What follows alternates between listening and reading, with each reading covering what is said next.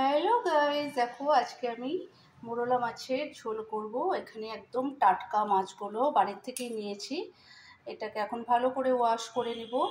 চলো এটাকে আমি ধুয়ে নিই, আর কী দিয়ে করছি সেটাই তোমাদের সাথে একটু শেয়ার করব। মোরলা মাছের জন্য আমি এখানে বেগুন নিয়েছি, টমেটো নিয়েছি। এখানে আমি একটা ডাঁটা ছিল, ভাবলাম না ডাঁটাটা দিয়েই করি ঝোল। একটাই ছিল, আমি অল্পই দিয়েছি ডাঁটা। কাঁচা লঙ্কা দিয়েছি। তোমরা কেউ যদি ডাঁটা খেতে না চাও তাহলে এটা স্কিপ করতে পারো। আর এখানে আমি পেঁয়াজ কুচিয়ে নিয়েছি। আর এখানে আমি দেখো লম্বা লম্বা করে আলু নিয়েছি, আলু কেটে নিয়েছি লম্বা করে। এটা দিয়ে আজকে মাছের ঝোল করব। চলো কিভাবে করছি সেটা তোমাদের সাথে একটু শেয়ার করি। মাছগুলোকে ভালো করে ওয়াশ করে নিয়ে তারপরে নুন হলুদ দিয়ে ভালো করে ভেজে নিয়েছি। দেখো প্রত্যেকটা মাছ আমার ভাজা হয়ে গেছে। তারপর ওই তেলে আমি সোমবারা দিয়েছি শুকনো লঙ্কা আর গোটা জিরে। তোমরা যদি কেউ গোটা জিরে দিতে না চাও তাহলে কালো জিরা সোমবারা দিতে পারো, গোটা জিরেটা স্কিপ করতে পারো। কিন্তু একবার খেয়ে দেখো গোটা জিরা দিয়ে মোরলা মাছের ঝোল বা বরুলি মাছের যে কোনো মাছ পাতলা করে রান্না করে খেয়ে দেখো, দারুণ লাগে। আমি আজকে গোটা জিরা দিয়ে রান্না করছি। তারপর দেখো এখানে আলু, বেগুন, টমেটো, পেঁয়াজ আর লাল ডাঁটা দিয়েছিলাম। ওটা হালকা ঢেকে ঢেকে ওটাকে আমি একটু ফ্রাই করব, তাহলে খুব সফট হয়, তাড়াতাড়ি নরম হবে। দেখো আমি 5 মিনিট ঢেকে ঢেকে দিচ্ছি। দেখো কতটা সফট হয়ে গেছে।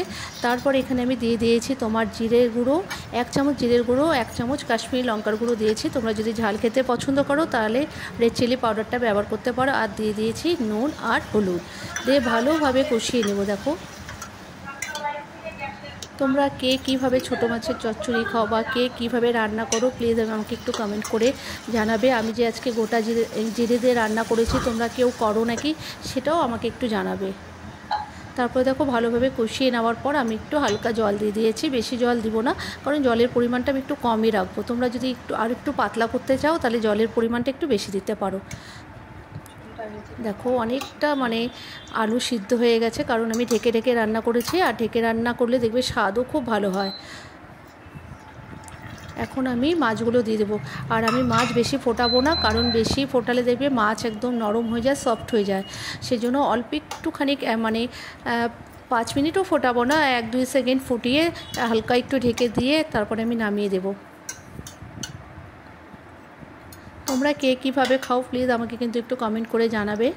তোমাদের যদি এই রেসিপিটা ভালো লেগে থাকে অতি অবশ্যই লাইক শেয়ার একটু কমেন্ট করো। আর একটু ধনেপাতা ছিটিয়ে দেবে। আমার কাছে ধনেপাতাটা ছিল না বলে আমি স্কিপ করেছি, তোমরা কিন্তু একটু ধনেপাতা দিয়ে দেবে। যারা ইউটিউব থেকে দেখছো তারা একটু সাবস্ক্রাইব করো।